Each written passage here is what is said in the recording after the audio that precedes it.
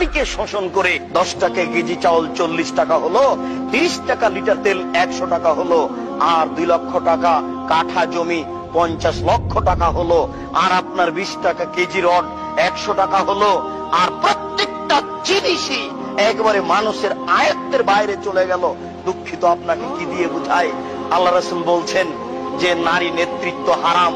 বাংলাদেশের মাটিতে যদি একজন মেয়ে মানুষ মেম্বার হয়, বাংলাদেশের মাটিতে যদি একজন মেয়ে মানুষ মেম্বার হয়, বাংলাদেশের মাটিতে যদি একজন মেয়ে মানুষ মেম্বার হয়, সারা দেশে গজব নাজেল হবে, সারা দেশে গজব নাজেল হবে, সারা দেশে গজব নাজেল হবে। বাংলাদেশ এমন একটা বোকা দেশ, এ দেশের বড় জন নারী, মেজ জন নারী, আরে সেজ জন নারী, 3 জন নারী। এদেশের গজব ঠেকানোর পথ কি হতে পারে? এদেশে গজব নাজেল হচ্ছে, এদেশে গজব নাজেল হচ্ছে, এদেশে গজব নাজেল হচ্ছে। এই 3 নম্বর শ্রেণীর যুবকরা না বুঝে এসব ছোটাছুটি করছে। গজব ঠেকানোর কোনো পথ নেই। এই মাটির উপরে পুরুষের বেঁচে থাকার সুযোগ নেই, তাদেরকে এখন মাটির নিচে যেতে হবে।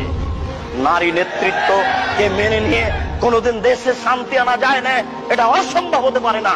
আল্লাহ রাসূলকে অপমান করে, আল্লাহ রাসূলকে উপেক্ষা করে জাতির কল্যাণ চাওয়া যায় না।